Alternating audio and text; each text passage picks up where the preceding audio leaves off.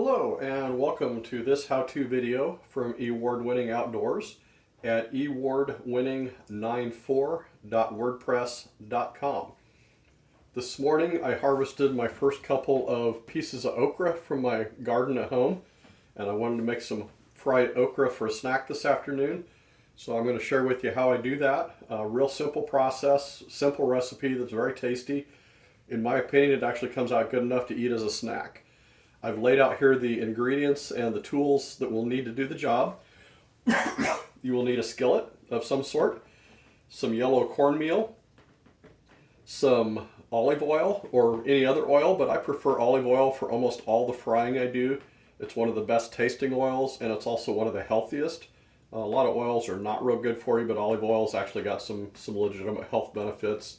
Some sugar, some salt, a bowl, something to cut with. For a lot of vegetables, I like to use a fillet knife that's actually made for cleaning fish because it's real thin and real sharp, so it cuts neatly instead of smashing.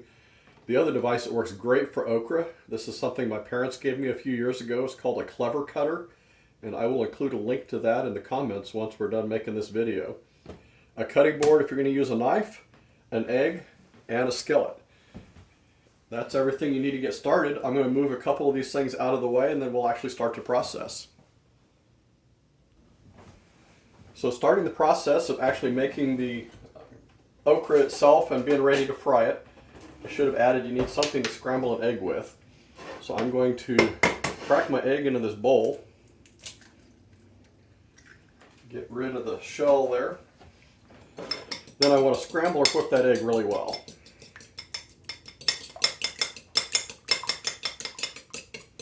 A whisk works good, a small fork works good. Not real picky, but you do want it scrambled really well so it's as even a consistency as what you can get an egg. Then you want to actually cut up your okra. And I'm going to use my clever cutter here, but a knife would work well also. And actually this particular okra spear is probably too big. I'm going to use it anyway, but I really recommend don't let them get over about 3 or maybe 4 inches long. Knuckle to knuckle on me is 3 inches, so this is probably about 5.5. As they start getting longer, they get a lot harder and woodier and less good quality. This one is still fresh enough, it's not too bad. So I snipped off the stem part, and there's kind of some little fiber things around there you don't want. But from there, you just want to cut it into little discs that are 1/8 to at most about 1/4 inch thick. You can just drop them right into that egg mixture. And a few of them will fly off to the side like that one. I just cleaned the stove top so it's safe to use as a preparing surface. Same thing with this second one. This is going to give me about 1 serving of okra. If you're trying to feed more people, just add more okra, and you'll see in a minute if you have to, you might add some more egg, but that's all you got to do with that. We're done slicing. Set those things aside. Then you want to stir it around with the egg so it really thoroughly mixes the egg in as a coating to your okra.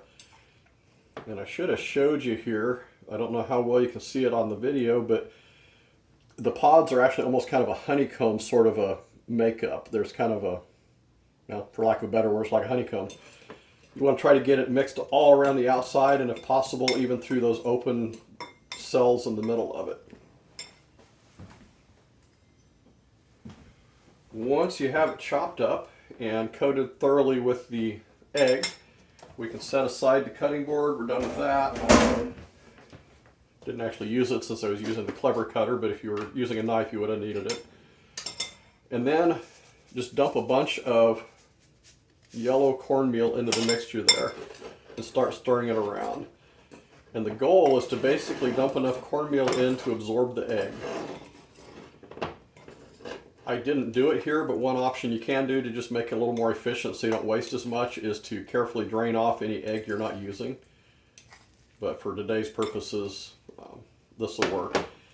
And as it starts to get, it's kind of getting gooey there because there's enough egg that is thoroughly soaked into the cornbread or cornmeal. So I'm just going to add a little more and keep stirring until it's pretty thoroughly coated and fairly dry.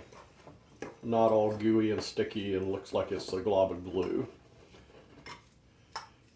And at this point, it's looking about right.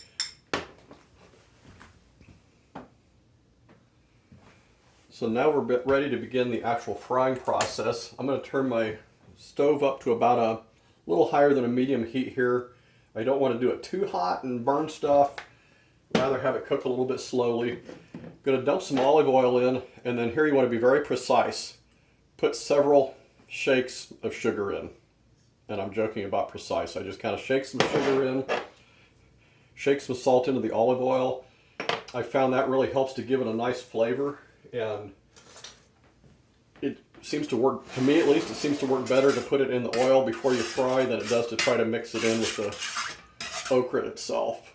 Because we'll be stirring around here shortly and it's going to, everything mixed together really well. From this point, I'm going to start flipping my little okra pieces in. You'll get some globs of the mixture of cornmeal and egg that don't have any okra in them. You can, if you want, you can actually pick those out ahead of time. I just usually kind of pick the okra out of the bowl and let it drop in and leave those non-okra globs behind. It doesn't hurt anything. It's just a little bit of waste from the process here. Also, a trivia question. A lot of people will tell you that okra is a vegetable. Strictly speaking, biologically it's a fruit because it's a seed pod. And doesn't necessarily apply to what aisle of the grocery you get stuff in, but anything that is a seed-bearing or reproductive part of a plant by definition is a fruit.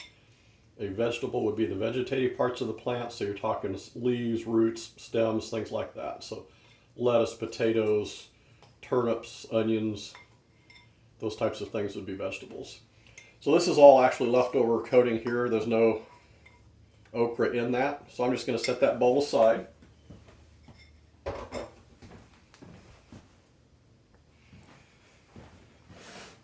Depending on the size of your skillet, you might have to turn the heat up just a little more just to make sure it actually gets hot in a timely manner. But there's not a rush to cook it other than you want to eat it, so you want to get it done. So in the next couple of moments, I'm not going to make you sit here and wait for the skillet to get hot. I'll pause the video and we'll come back in just a moment once it starts to actually cook. Okay, I paused the video there just because we're kind of waiting for the skillet to get hot, and it's been about 2 or 3 minutes since I hit pause. During that time, I cleaned up a few of the things that we were already done with, put some dishes in the dishwasher and so forth. Our okra is starting to sizzle a little bit here. Probably can't hear it yet, but as soon as you start to get that bubbling and sizzling going on in the oil, I start to stir pretty continuously. Not absolutely non-stop, but pretty regularly. I also watch because if it gets to where the oil has all gotten absorbed, I may want to add just a little bit at some point. So I'm going to add just a little more oil there to make sure I get a good frying action going on. We're just going to kind of keep stirring it and turning it because I want to make sure that every side of it gets fried. It's starting to sizzle audibly now, so when I'm not talking you can probably hear it. So we'll stir it, mix it, turn it. Doesn't take terribly long. These are small pieces, so this isn't a 30-minute project or anything like that. Maybe 5 minutes of frying once it starts to sizzle. What you want to watch for is for your cornmeal coating to start to turn golden brown. If it starts to be more brown than gold, you probably got a little bit too far. Otherwise, just kind of do it to taste. You might do this a couple different times just to get the feel for how much you like to cook it. I will also look, sometimes you get a couple of the pieces that get stacked together and with the coating there they stick and you wind up with a really thick one that may not coat or cook as easily, as evenly.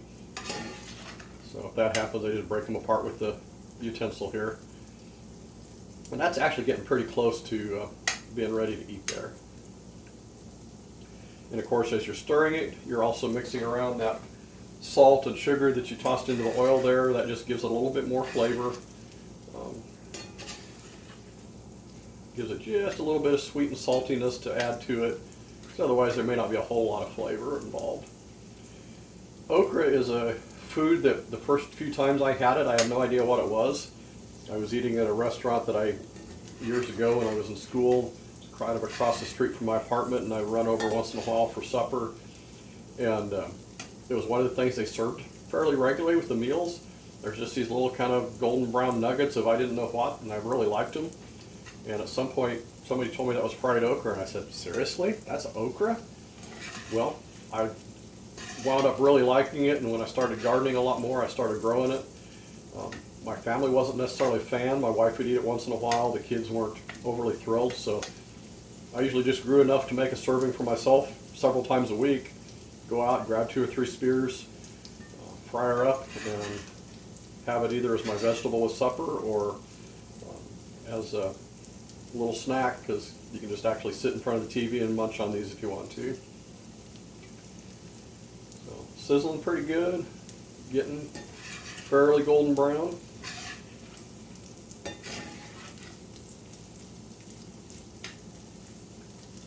And actually kind of starting to smell good.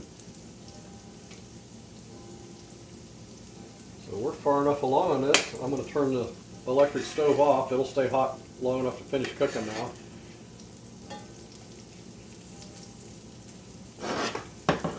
During the break there, while I was paused, I grabbed a clean bowl to put all this in as it's done. I like using a slotted spoon for this just because it kind of allows you to drain off any extra oil. And as you're getting done, scoop it out, give it a little jiggle to help it drain.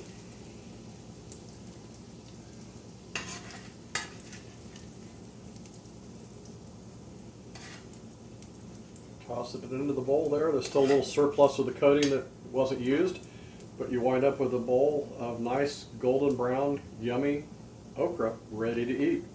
So I'm going to end the video here and go eat this. But if you would, down at the bottom of the video or down below, click like if you enjoyed this. Hit the subscribe button and you can subscribe to my channel and get lots of other handy hints and tricks and travel logs and all kinds of stuff that I'll be sharing from time to time. So appreciate you watching. See you next time.